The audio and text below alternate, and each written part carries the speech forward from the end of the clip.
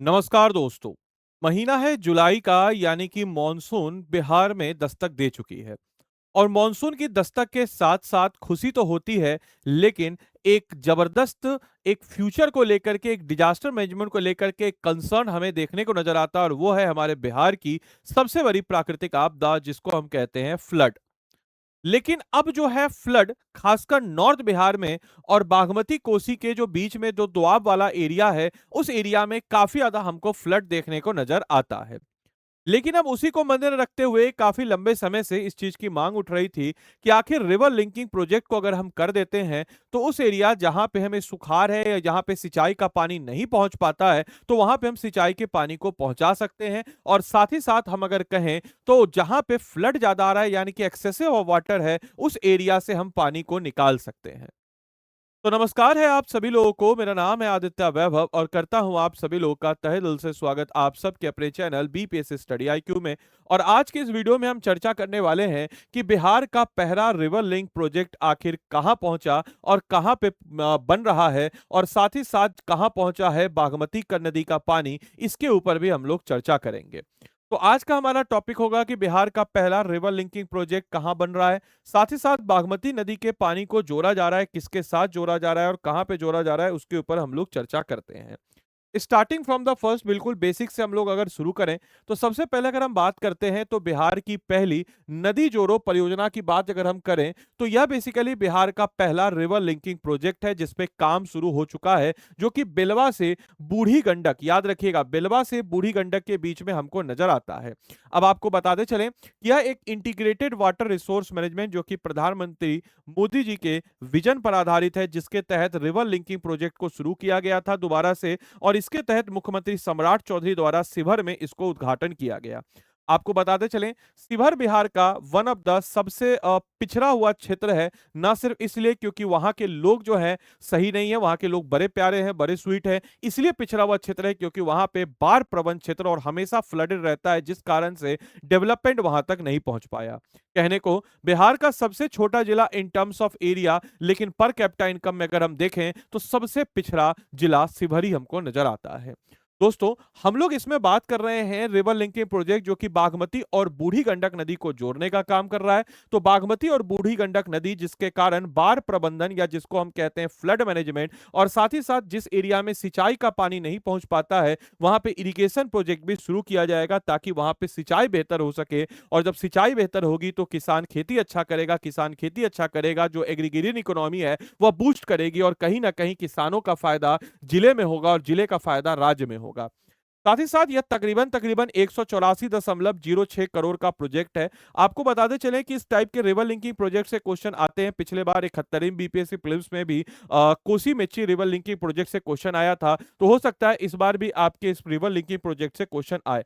तो शिवहर जिले में कुल विकास योजनाओं का शिलान्यास यहाँ पे किया गया है। अब आपके मन में प्रश्न बन रहा होगा कि सर वो तो पहला था, ये पहला, क्योंकि वहां पे कार्य अभी जो है शुरू नहीं हुआ, लेकिन यहाँ पे जो है कार्य जो है ये शुरू हो चुका है। और जो रिवर लिंकिंग चैनल है इसकी बात अगर हम करें तो बागमती नदी पे बेलवा डैम कहां पड़ता है सर? शिवहर है। एग्जाम में क्वेश्चन आ सकता है किस किस को जोड़ा जा रहा है, क्योंकि इस टाइप के क्वेश्चन जो है आपके 71वीं बीपीएससी प्रीलिम्स में ही बने थे। तो याद रखिएगा बेलवा डैम जो कि बागमती नदी पर है, यहां से आपको बूढ़ी गंडक नदी को जोड़ने का प्लान है, जो कि लगभग लगभग 68.80 किलोमीटर का डिस्टेंस होगा, और तकरीबन तकरीबन 130.88 करोड़ रुपए इसमें खर्च किए जाएंगे। आपको बताते चले बूढ़ी गंडक से कहां पे जोड़ा जाएगा, तो मीनापुर मुजफ्फरपुर में बूढ़ी गंडक से जोड़ा जाएगा। तो याद रखिएगा कहां से सर?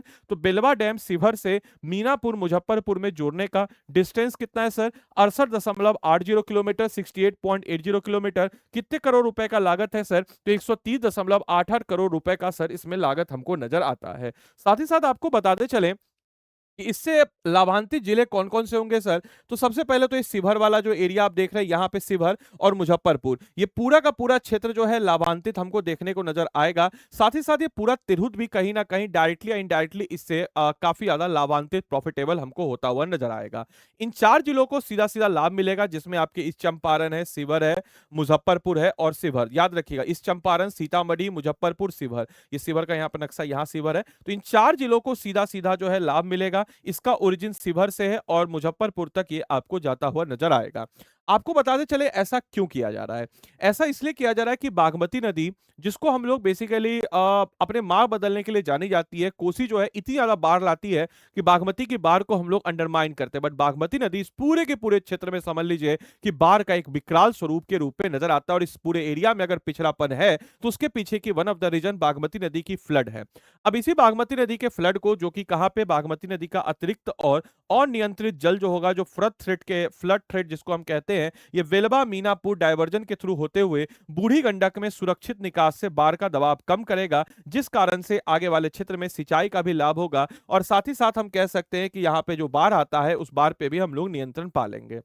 इससे पहले क्या होता था कि बागमती में अनियंत्रित बाढ़ का कहर होता था, लेकिन कृषि के लिए अस्थायी सिंचाई का अभाव भी होता था। लेकिन अब क्या होगा कि लिंक चैनल द्वारा अतिरिक्त जल का सुरक्षित डायवर्जन हो जाएगा बूढ़ी गंडक में, और किसानों को वर्षा भर जो है पर्याप्त जल की उपलब्धता जो है ये भी हमको मिलती हुई नजर यहाँ पे हमको आएगी। इसके अलावा लगभग लगभग कहा जा रहा है कि 50 लाख किसान जो है इनको सीधा सीधा इससे लाभ मिलेगा, सीधा सीधा प्रॉफिटेबल होंगे, यानी कि 5 मिलियन फार्मर्स प्रॉफिटेबल होंगे। 1.39 लाख हेक्टेयर जो है ये सिंचाई योग्य भूमि बढ़ेगी। साथ ही साथ कृषि उत्पादन में वृद्धि और ग्रामीण अर्थव्यवस्था को एक नई मजबूती भी जो है यहां से मिलेगी। बिहार के लिए एक ऐतिहासिक कदम हम इसको देख सकते हैं, क्योंकि एट द एंड हम अगर बात करते हैं तो यह परियोजना केवल एक नहर नहीं करती है, बल्कि बिहार के जल संसाधन के वैज्ञानिक प्रबंधन का एक मॉडल हमको नजर आता है। आपको बताते चले इस टाइप के वाटर सिक्योरिटी, जो कि आपके फ्लड मिटिगेशन और साथ ही साथ एग्रीकल्चर प्रोस्पेरिटी या कृषि समृद्धि के बीच में हम लोग को मौजूद नजर आ जाता है। आपको बताते चले कि इसके अलावा क्या बिहार में और अगर मल्टीपर्पज प्रोजेक्ट की बात करें तो और क्या है, बिल्कुल है। तो एक बार मैं चाहूंगा कि आप लोग इसको भी लिख ले, तो एक बार हेडिंग डालिएगा, multi purpose multipurpose project multipurpose project in Bihar. यानी कि बिहार में कुछ मल्टीपर्पस रिवराइन प्रोजेक्ट की बात जब हम करते हैं तो यहां पे हमको 3 मल्टीपर्पस रिवराइन प्रोजेक्ट नजर आते हैं। स्टार्टिंग फ्रॉम द फर्स्ट, सबसे पहले सोन रिवर मल्टीपर्पस प्रोजेक्ट, जिसको हम कहते हैं सोन रिवर मल्टीपर्पस प्रोजेक्ट। दूसरा सर हमारा क्या हो जाएगा सर, तो दूसरा हमारा है गंडक रिवर प्रोजेक्ट। दूसरा हमारा क्या है सर, गंडक रिवर प्रोजेक्ट। और तीसरा जो है हमारा, ये हमारा क्या है सर, तो ये है हमारा Kosi river multi river project. अब आइए जरा इस तीनों को थोड़ा सा हम लोग एक्सप्लेन भी कर देते हैं ताकि आपको थोड़ा समझने में आसानी हो। एक्चुअल में सोन नदी कैसी है, तो आइए जरा देख लेते हैं सोन नदी का सबसे पहले। तो स्टार्टिंग फ्रॉम द फर्स्ट, सोन नदी की बात जब हम करते हैं तो आपको पता होगा कि सोन नदी बिहार में सदर्न साइड से एंटर करती है और रोहतास और औरंगाबाद के बीच में बॉर्डर बनाते हुए एंटर करती है। यहाँ पे यानी कि रोहतास और औरंगाबाद के बीच में यहाँ पे आपको क्या है, एक जलाशय बनाया जा रहा है। इस जलाशय के बाद सोन नदी आगे अपना फर्दर बहेगी और यहां से दो धाराएं, एक ईस्टर्न सोन कैनाल और दूसरा सर हमारा क्या है सर, तो दूसरा जो है सर हमारा वेस्टर्न सोन कैनाल। एक ईस्टर्न सोन कैनाल यहां से निकलता है और दूसरा निकलता है सर वेस्टर्न सोन कैनाल। तो मैं चाहूंगा यहां पे मैं इसको लिख भी देता हूं। ये सर क्या है सर, ये है सर हमारा सोन नदी, ठीक है। ये हमारा क्या है सर, तो ये है सर हमारा सोन रिजर्वायर। ये सर क्या है हमारा सर, सोन रिजर्वायर, ठीक है। और इसके बाद यहां से अगर हम बात करते हैं तो यहाँ पे ईस्टर्न सोन कैनाल निकल रहा है, ईस्टर्न सोन कैनाल। और यहाँ पे सर वेस्टर्न सोन कैनाल जो है ये निकल जा रहा है। ईस्टर्न सोन कैनाल से औरंगाबाद गया, जहानाबाद, अरवल, पटना, आपको बताते चले औरंगाबाद, गया, जहानाबाद, ठीक है, जहानाबाद, अरवल और पटना, ये आपके मोस्टली जो है लाभांतित जिले हैं। क्वेश्चन एग्जाम में पूछा जा सकता है कौन कौन से जिले इससे लाभांतित है। इसके बाद सर आता है हमारा वेस्टर्न सोन कैनाल। वेस्टर्न सोन कैनाल से रोहतास, कैमूर, बक्सर, भोजपुर, इससे कौन का है सर, रोहतास है, कैमूर है, बक्सर है और साथ ही साथ भोजपुर, ये आपके किस्से सर, तो वेस्टर्न सोन कैनाल से लाभांतित जो हैं जिले हम लोग को मौजूद नजर आ जाते हैं। इस चीज को याद रखिएगा। दूसरा सर हमारा है गंडक रिवर प्रोजेक्ट। तो आइए गंडक रिवर प्रोजेक्ट को हम लोग समझने की कोशिश करते हैं कि क्या है गंडक रिवर प्रोजेक्ट। आप सबको पता है गंडक नदी जो है बिहार यूपी के बीच में बॉर्डर बनाते हुए पश्चिमी चंपारण से एंटर करती है। तो सबसे पहले तो गंडक नदी को हम लोग एंटर कराते हैं। गंडक नदी जैसी एंटर करती है तो एंटर करने के बाद आपको बताते चले यहाँ पे वाल्मीकि नगर रिजर्वायर नजर आता है। यहाँ पे क्या नजर आता है सर, तो ये हमको नजर आता है वाल्मीकि नगर रिजर्वायर। इसके बाद हम अगर बात करते हैं तो आगे फर्दर गंडक जो है बह जाती है। और गंडक की बात जब भी हम लोग करते हैं तो सर गंडक से हम दो धारा, गंडक से सर हम बात करें तो गंडक से सर दो साइड पे, एक सर वेस्टर्न गंडक कैनाल और दूसरा सर ईस्टर्न गंडक कैनाल। एक इस तरफ यहां से निकल जाता है जिसको हम कहते हैं वेस्टर्न गंडक कैनाल, और दूसरी तरफ निकलता है ईस्टर्न गंडक कैनाल, जो कि तीन भागों में बढ़ जाता है, तीन भागों में, तीन भागों में, ठीक है। अब आइए जरा देखते हैं कि ये सब, इसको लेवल कर देते हैं कि सर क्या क्या ये है। तो सबसे पहले सर ये क्या है सर, गंडक। ठीक है, गंडक नदी। इसको हम क्या कहते हैं? वाल्मीकि नगर रिजर्वायर। इसको हम लोग क्या कहते हैं? वाल्मीकि नगर रिजर्वायर, या इसी को हम लोग कह देते हैं त्रिवेणी रिजर्वायर। ठीक है, यहां से आपको जो निकल रहा है ये आपका है वेस्टर्न गंडक कैनाल। इससे लाभान्वित जो जिले हैं अगर हम इसकी बात करते हैं तो मोस्टली यूपी के, और बिहार में अगर हम बात करते हैं तो सारण, सिवान, गोपालगंज, ये वो जिले हैं जो वेस्टर्न गंडक कैनाल से लाभान्वित जिले हैं। इसके बाद सर आता है ईस्टर्न गंडक कैनाल, इससे तिरहुत, त्रिवेणी और दोन। यहाँ पे क्या है सर? तिरहुत, त्रिवेणी और दोन, ये तीन जो नहर हैं ये क्या है सर? तो गंडक के सर ईस्टर्न गंडक कैनाल के पार्ट हैं। और इससे जो है बिहार के मोस्टली अगर हम लोग बात करते हैं खासकर ईस्टर्न साइड के डिस्ट्रिक्ट, जिसमें हम बात करें सर पश्चिमी चंपारण, पूर्वी चंपारण, सीतामढ़ी, मुजफ्फरपुर, वैशाली, ये सब क्या होते हैं? तो लाभान्वित होते हुए हम लोग को मौजूद नजर आ जाते हैं। ठीक है, अब इसके बाद हम बात करते हैं कोसी का। तो कोसी की भी कहानी कुछ ऐसी ही है। कोसी की भी कहानी की बात जब हम करते हैं सर, तो कोसी की भी कहानी कुछ ऐसी है। कोसी सुपौल जिले से एंटर करती है, और यहाँ पे सुपौल में आपको रिजर्वायर नजर आता है, और इसी के पास में हम कह सकते हैं कि दो आपकी धारा, इसी के पास की बात जब हम करते हैं तो यहाँ से दो, एक आपका इस वेस्टर्न कोसी कैनाल, एक आपका ईस्टर्न कोसी कैनाल निकलता है। अब जब हम बात करते हैं ये सर हमारा, इसके बाद क्या होता है सर? इसके बाद जब हम देखते हैं, ये कोसी आपकी गई। इसके बाद जब जब हम देखते हैं सर, तो ये हमारा क्या है? कोसी। और यहाँ पे सर क्या है सर? सुपौल में कोसी का रिजर्वायर है। आपको बताते चले ये सर आपके हनुमान नगर, हनुमान नगर जो कि नेपाल में पड़ता है, वहां से शुरू हो जाता है। इससे निकलता है एक वेस्टर्न कोसी कैनाल, और यहीं से निकलता है यहाँ पे सर ईस्टर्न कोसी कैनाल। इससे क्या किया जा रहा है कि सर कोसी के पानी को भी रिजर्वायर करते हुए यहाँ पे बेसिकली मल्टीपर्पज प्रोजेक्ट है। जिसके तहत मल्टीपर्पज प्रोजेक्ट का मतलब क्या हुआ? मल्टीपर्पज, बहुउद्देशीय, नाम से क्लियर है कि यहाँ पे सर बिजली का उत्पादन भी होगा, यहाँ पे रिजर्वायर का भी काम होगा, फिशिंग भी होगा, फ्लड कंट्रोल भी होगा, इरिगेशन फैसिलिटीज भी होंगी, और भी बहुत सारे जाने फैसिलिटी जो है हमको यहाँ पे देखने को नजर आता है। तो ये है सर तीन बिहार के मल्टीपर्पज रिवर प्रोजेक्ट की बात। अब दोस्तों अगर मान के चलिए कि आप करंट इश्यूज को देख रहे हैं और आप चाहते हैं कि मुझसे फाउंडेशन बैच में पढ़ना, तो आप लोग के लिए दो बैच है। एक हमारा है अभ्युदय बैच। अभ्युदय बैच जो है ये हिंदी मीडियम वाले छात्रों के लिए है, फॉर हिंदी मीडियम। और एक है हमारा आरंभ बैच। आरंभ बैच जो है ये इंग्लिश मीडियम के छात्रों के लिए हमारा बैच है। हालांकि ये बाइलिंगुअल बैच है, बट मोस्टली जो इसमें कंटेंट है इंग्लिश मीडियम के आधार पे आपको सेंट्रिक करते हुए किया जाएगा। तो ये हमारा जो आरंभ बैच है ये आपके 22 जुलाई से शुरू हो रहा है, और ये जो हमारा हिंदी बैच है ये आपके 25 जुलाई से शुरू हो रहा है।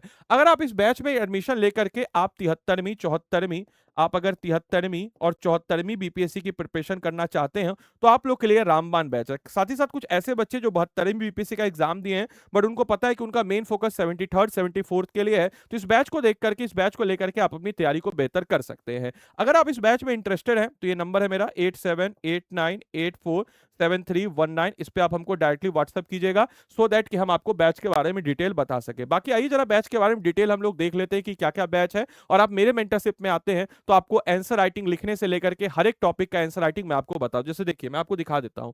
अब देखिए, आपको मैं हमेशा बोलता हूं कि वो टीचर, वो शिक्षक जो आपको आंसर राइटिंग लिखना ना सिखाए, महज आपका समय बर्बाद कर रहा है, महज आपके साथ धोखा कर रहा है। हमेशा ध्यान रखिएगा कि जो टीचर आपको आंसर राइटिंग लिखे, और देखिए सब लोग कंटेंट कंटेंट करता है, हम अपने हाथ से लिख करके आंसर राइटिंग, दिख रहा है, हाथ से लिख करके कि कैसे टॉपिक को लिखा जाए, कैसे क्लाउड डायग्राम बनाया जाए, कैसे देखिए हर एक जिला का हर एक पॉइंट ऑफ व्यू से कैसे आपका फ्लो चार्ट बनाया जाए, कैसे आपका हम बात कर सकते हैं कि क्लाउड डायग्राम बनाया जाए, कैसे आपको हम कहें तो कैसे यहाँ पे सर आपको हॉरिजेंटल डायग्राम, वर्टिकल डायग्राम, साथ ही साथ हर एक टॉपिक का हैंड रिटेन नोट्स आप देख सकते हैं। हर एक टॉपिक हिंदी इंग्लिश दोनों में है सर, हर एक टॉपिक का है। आप कोई भी सब्जेक्ट देखिए ना, ज्योग्राफी कोई ओपन कीजिए सर, देख लीजिए हैंड रिटेन नोट्स सर, हर एक टॉपिक का आपको हैंड रिटेन नोट्स हम अपने मेंटरशिप में दे, दिख रहा है आपको कैसे डायग्राम बनाया जा रहा है, कैसे फ्लो चार्ट बनाया जा रहा है, कैसे डायग्राम बना करके आप अच्छे मेंस आंसर राइटिंग में अच्छा प्रदर्शन कर सकते हैं। ये सब कुछ जो है इसमें आपको मिल जाता है। दिख रहा है आपको, दिख रहा है आपको, देखिए कैसे आपको खादर, भांगर, गंगा, तराई क्षेत्र सारा चीज आपको हिंदी इंग्लिश दोनों में समझाया गया है। अब इस बैच में हम लोग पढ़ाते कैसे, समझिए।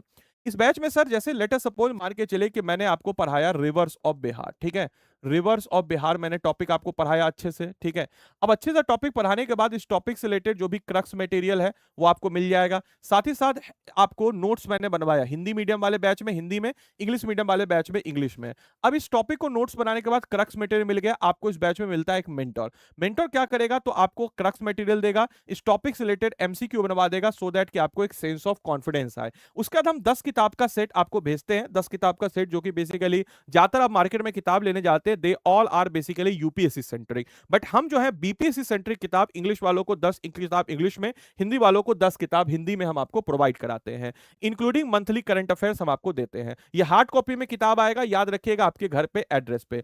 इसके बाद क्या होगा कि जो एमसीक्यू है, इस एमसीक्यू बैच के बाद, एमसीक्यू के बाद हम आपको मेंटर आपको देगा एक मेंस का क्वेश्चन आंसर। इस क्वेश्चन को आप देखिएगा, क्वेश्चन को लिख करके आप सबमिट कीजिएगा। सबमिट करने के बाद आप में कुछ सुधार किया जाएगा, सुधार आप कीजिएगा। सुधार करने के बाद वो जो मेंस का क्वेश्चन आंसर है, उस क्वेश्चन आंसर को आप सुधार करने के बाद दोबारा लिखेंगे और दोबारा जो है मैं आपको चेक करूंगा आपके कॉपी को आदि लाइव के उसमें, आदि लाइव मेंटरशिप में आप आते हैं तो। और आदि लाइव मेंटरशिप के लिए 8789847319 इस पे आप हमको व्हाट्सएप कीजिएगा पहले, तब कोर्स लीजिएगा, या फिर कोर्स लेने के समय आदि लाइव या कॉल आपको टीम से आया तो बोलेगा आपको आदित्य सर के अंदर ही मेंटरशिप चाहिए, बाद में कोई एक्सक्यूज नहीं, मेंटरशिप बाद में चेंज नहीं होता है। इसके बाद आपका जब ये टॉपिक कंप्लीट हो गया तो आपको क्या होगा कि रिवर्स ऑफ बिहार का प्रीलिम्स और मेंस दोनों तैयार होगा, और इसी को बच्चा हम लोग कहते हैं इंटीग्रेटेड अप्रोच। और इसी इंटीग्रेटेड अप्रोच के साथ हम आपको 900 प्लस टॉपिक और 36,000 प्लस कीवर्ड्स को 1100 प्लस घंटे की लाइव क्लासेस में आपको कवर अप कराएंगे अगले 6 से 8 महीने के अंतर्गत।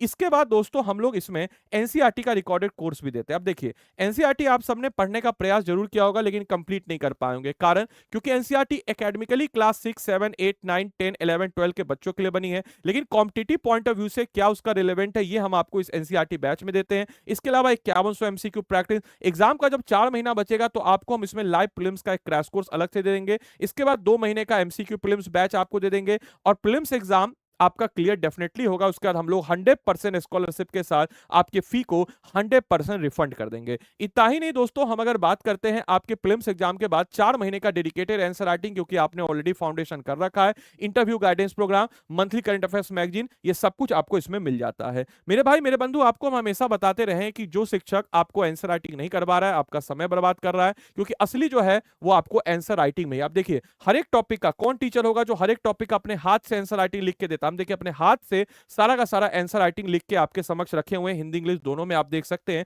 ये हम आपको प्रोवाइड करा सकते हैं। ये मेरा टेलीग्राम चैनल है, ये मेरा व्हाट्सएप चैनल है, आप जुड़ सकते हैं, क्लास की पीडीएफ और अप टू डेट आपको इसी में मिलता है। बाकी अगर आप इस कोर्स में इनरोल करना चाहते हैं तो कैसे इनरोल कीजिएगा, तो स्टडी आईक्यू के ऐप या वेबसाइट, या तो आप हमको डायरेक्टली व्हाट्सएप पे मैसेज कीजिएगा, नहीं तो स्टडी आईक्यू के ऐप या वेबसाइट पे आप जाएंगे, स्टेट पीसीएस में जाएंगे, बिहार पीसीएस, और आज से हमारा शुरू है 22 तारीख से आरंभ बैच, इस पे बाय नाउ पे जाएंगे। बाय नाउ पे जाने के बाद यहाँ पे आपके समझ कोड आएगा, कोड आप ADILIV आदि लाइव कोड लगाएंगे, ठीक है, ADILIVE आदि लाइव कोड। और जैसे ही आपने आदि लाइव कोड लगाया, आप देखिए यहाँ पे जो भी आपका लैंग्वेज है चुन लीजिएगा, आप मेक श्योर करेंगे कि आप आदि लाइव ही कोड लगाएंगे।